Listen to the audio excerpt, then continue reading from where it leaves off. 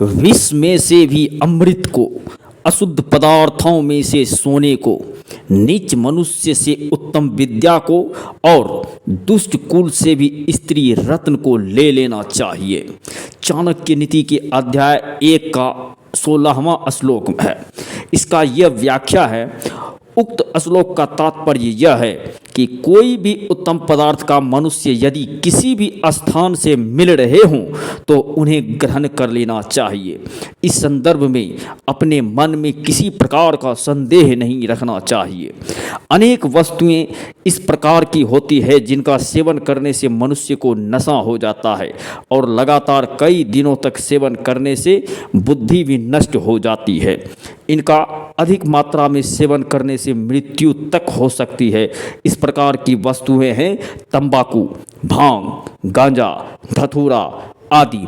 लेकिन स्मरणीय बात यह है कि इन सभी वस्तुओं से विभिन्न प्रकार की आयुर्वेदिक और होम्योपैथिक दवाएं बनाई जाती है। अतः इन वस्तुओं के महत्व को नकारा नहीं जा सकता है। कहने का तात्पर्य यह है कि यदि किसी वस्तु में गुण और दोष दोनों ही हों तो हमें उनके केवल गुणों को ही ग्रहण करना चाहिए।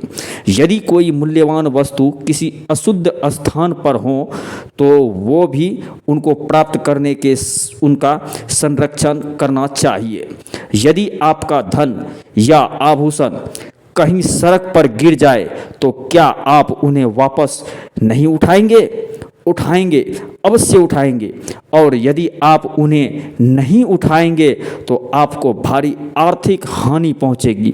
इसलिए ही तो आचार्य चाणक्य ने कहा है कि गई हुई संपत्ति को वापस प्राप्त करने का उसका उचित संरक्षण करना चाहिए। यदि कोई मनुष्य उत्तम गुणों से युक्त हो, अर्थात कोई मनुष्य गुणवान, चरित्रवान तथा विद्वान हो तो हमें उसका आदर करना चाहिए और उसके गुणों को सीखने का प्रयास करना चाहिए, भले ही वह किसी भी जाति का क्यों ना हो।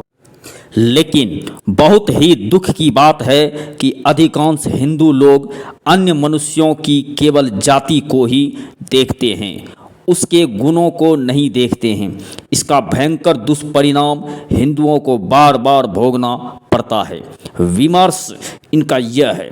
कुछ कुतर्की लोग कहते हैं कि यह श्लोक प्रक्षिप्त यानी कि गलत है, क्योंकि अध्याय 1 के श्लोक संख्या 14 में आचार्य चाणक्य ने यह कहा है कि नीच कुल में उत्पन्न सुंदरी कन्या से भी विवाह ना करें।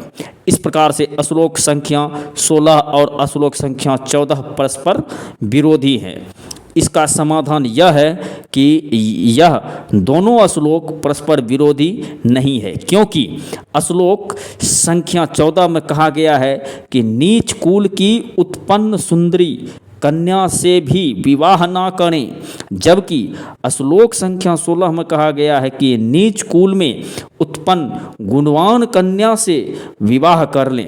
कहने का तात्पर्य यह है कि कन्या से विवाह करते समय उसके गुणों को देखें, उसके रूप सुंदरता पर ध्यान ना दें। इस प्रकार से स्पष्ट है कि श्लोक संख्या 14 और श्लोक संख्या 16 में कोई विरोधाभास नहीं है और दोनों ही सही है।